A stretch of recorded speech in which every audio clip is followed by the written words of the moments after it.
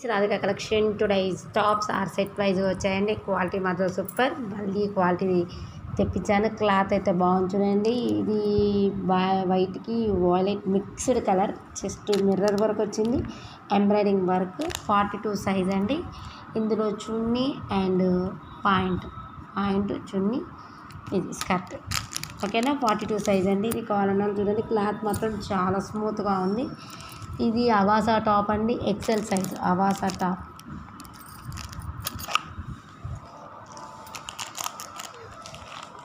ఇది కుర్చీ ఇలా ఈ విధంగా వచ్చేసి ఎంబ్రాయిడింగ్ వర్క్ వస్తుందండి. ఇది XXL ఫ్లోరల్ ప్రింట్.